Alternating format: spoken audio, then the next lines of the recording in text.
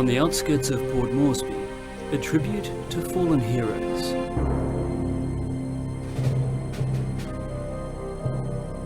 Bomana War Cemetery is the resting place of diggers who repelled the Japanese advance on the capital. They're buried on foreign soil, and the Australian government spares no expense in honouring the names etched in stone.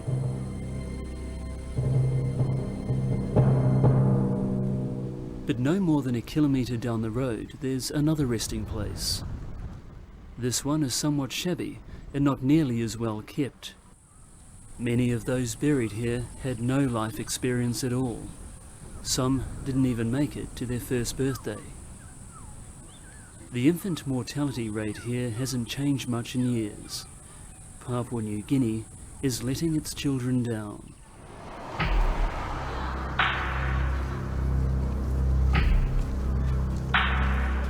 PNG is just a few kilometres off the Australian coast, but the two countries are worlds apart.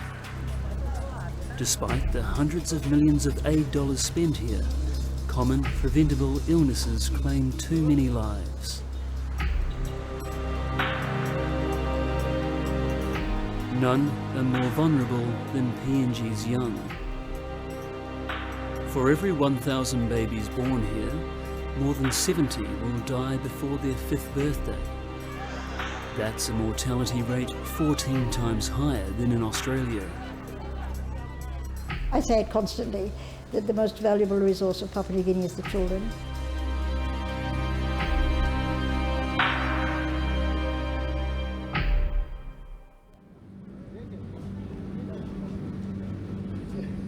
This is Port Moresby's one and only morgue.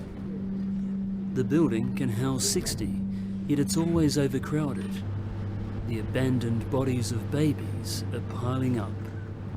You will see that some of the name tags have got unknown mother, and these could be children that were actually found outside somewhere in the suburb and brought into our A&E dead on arrival room without any identification. Social worker Tessie Soy and her volunteers have arrived to make some room at the morgue. Now these infants will have some dignity in death. Today, 24 of them will be buried in a mass funeral. Okay, these ones are actually twins, so they're triplets, but one has survived. These two have unfortunately not. So make sure that they're put together in the grave. Some of these bodies have been here for months. Baby of unknown mother. In many cases, mothers died giving birth. Other parents simply can't afford to pay the funeral costs. Baby of Alice Jackson. Tessie Soy's final gesture is to give the babies a name before their burial. And this is young Bradley and this is young Rarua. Where you're going, it's nice that you should have a name and identity. So God bless my babies. I'll go and put you to rest at 9 months.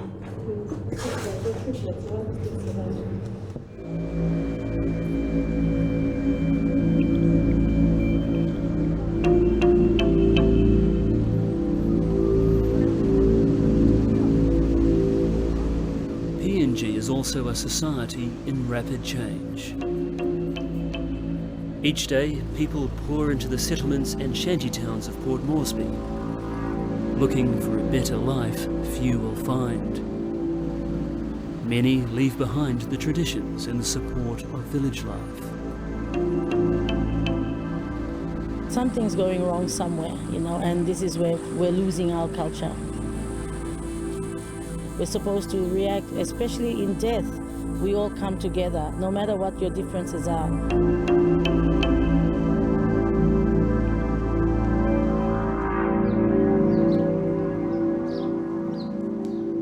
This is also the domain of Tessie Soy and her volunteer organisation, Friends Foundation. Okay, I'm all right. Well, what we'll do is and it's another testament to a society breaking down. This is a weekly session for HIV-positive parents and their children. Each has a terrible story. This was little Frederick. His mom unfortunately had been raped and found that she was pregnant. then only to be told a couple of months later that she was HIV positive. In his first 18 months of life, Frederick has carried his mother's antibodies, and so doctors couldn't tell if he too was HIV positive. Always have hope. But with his birthday approaching, he's just been tested. Okay, so you make an announcement, Joachim, Frederick here is going to be 2 years old tomorrow. Result long M negative. You make him big plahan long M. Happy birthday to you. When Frederick's diagnosis was HIV negative, it moved me, and it always moves me, because to me I feel, well, thank God, you know, we've got one child, you know, we've been able to save. But we've got to keep the mother going, or the parents going, because of the fact that these children need their parental guidance as long as, you know, they can. It was here I met 9-year-old Rarua. She isn't as lucky as the birthday boy. Rarua has tested positive to the virus. HIV/AIDS claimed both her parents when she was a baby. Now she lives with her aunt on the edge of Port Moresby. When we say grace before eating, we don't forget about her. We always pray for her. She doesn't know. All she knows is she's sick, but she doesn't know what kind of sickness that she's got. Rarua's aunt believes the little girl contracted HIV through her mother's breast milk.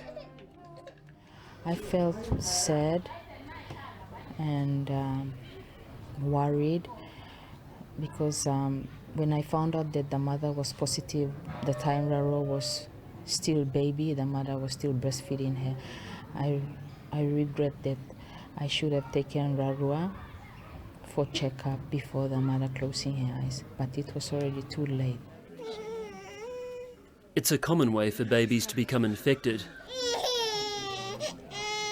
Here, an untreated HIV-positive mother has about a 30% chance of passing on the virus to her baby, either during pregnancy or through breastfeeding. But infected or not, in Papua New Guinea, all mothers are still urged to breastfeed. Encouraging the nursing mothers of PNG are these women. They're counsellors from the voluntary Susu Mamas organisation. What else you need? Milk. Good lady. In local pidgin language, Susu means milk. We all have 2 breasts each. Not 3 breasts or 4 breasts. 2 only. Okay. The instruction is in very simple language. Baby should open the mouth wide. Breast is put into the mouth of the baby. Even though motherhood is so important to these women, the nurses find a disturbing ignorance. It's best to give the baby the breast. Huh? You don't have to boil it. You don't have to clean it. It's there, ready. Okay? You understand? Despite the risk of HIV transferred through breast milk, medical authorities say it's still safer than bottle feeding in developing countries. The head of Susu Mamas, Tiff Nongor, agrees. The number one cause of infant mortality in Papua New Guinea is dehydration, and that is usually as a result of diarrhoea, as a direct result of incorrect feeding practices.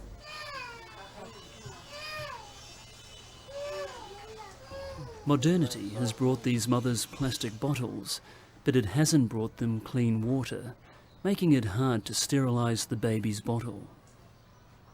Urbanisation has a lot to do with these incorrect feeding practices. Women are in the settlements, they're out of traditional role settings, they resort to bottles because they believe it's probably a better mode of feeding, it's probably more nutritional or it's more convenient. The problem is that very bottle feeding is just what's killing the children.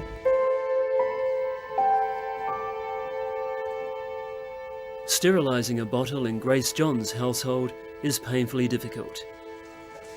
She has 2 young children. The youngest is still breastfed, but her eldest, Tony, has already been weaned. Tony won't like to drink susu again because he's used to the bottle already. PNG has gone to great lengths to keep its babies off the bottle. It's illegal to buy one without a doctor's prescription, Do you sell baby bottles? but most pharmacies flout the law. Thank you. You have a nice day. How did you go? Yeah, I bought a bottle. I didn't need a prescription to buy it. It only costed 10 kina.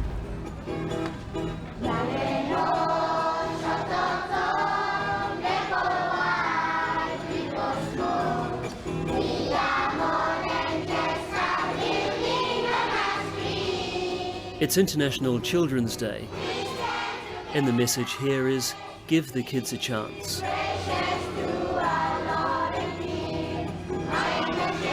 PNG is an unforgiving place to be brought up in. Each day it's estimated that diseases kill 35 children under the age of 5.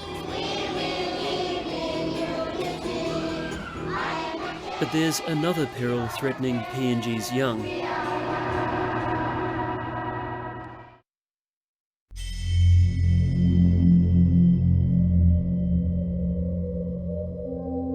This is the face of domestic violence here.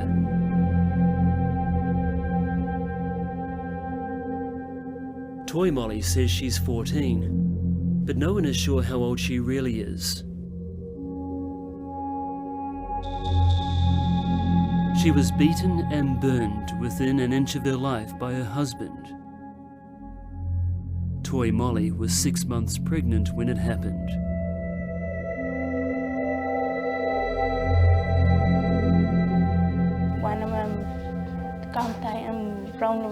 I'm looking at the house now. I'm coming to the house now. I did give me under the staff now.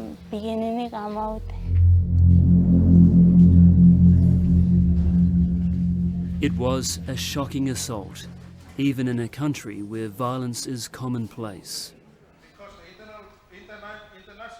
What happened to Toy Molly sparked anger across the nation, and it was here at the PNG Parliament where the public made a stand. A petition deploring violence against women attracted thousands of signatures. Community Services Minister Dame Carol Kidu is a seasoned campaigner against domestic violence, but she had never seen such public outrage. It was, I would say, the catalyst that mobilised the nation and started what is now this bringing violence to be a matter of national importance. But domestic violence didn't appear to be a matter of national importance for those who can make a real difference, the lawmakers. PNG is a man's world, and in her parliament, Dame Carol is the only woman and a lonely voice. I get very despondent. I feel that we're sometimes hitting our head against a brick wall, but there are cracks in that wall and we've got to keep widening those cracks. If there was little action in Parliament over the Toy Molly case, there was no action from the law. Local police told me they didn't know where Toy Molly's husband was, so I went looking for him. It took me only an hour to track him down in the Highlands bush where he was hiding with his mates. In an extraordinary explanation, Toy Molly's husband, Robert Jew, said he was punishing his wife for not telling him about an earlier assault. When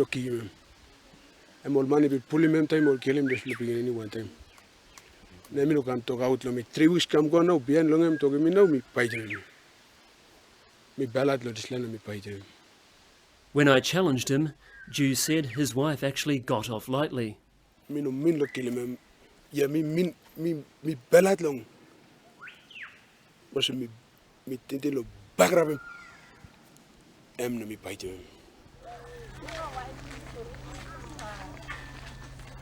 If a child lives with violence, they learn to be violent. And I think we are seeing a cycle of violence being established in Papua New Guinea more than it was in the past. It's burial day for Tessie Soy's pauper babies. Oh, Vanessa. A public bus doubles as a hearse for their final journey. Okay, Doreen, my dear.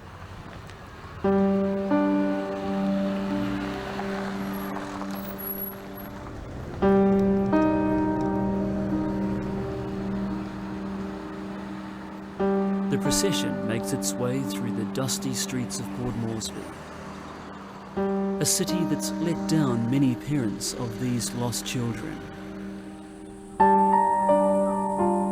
Their new resting place is where our story began.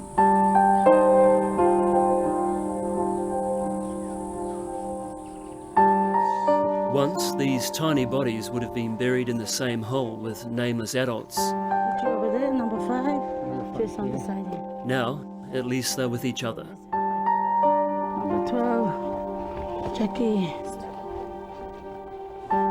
Just because they died soon at birth or a few days later doesn't mean that they are nobody. Everyone who is born is considered a person. Tessie Soy takes note where each baby is laid to rest. Any information she does have will be useful for parents who one day might show up. Goodbye, Charlie. Maybe in the future somebody wants to look for them, a brother or sister or an auntie. We will know where the child is. But Tessie Soy doesn't hold out much hope. Of the 300 babies she's buried in the past 3 years, only 2 parents have come forward. Papua New Guinea is losing its sense of family and is drifting away from what once really mattered.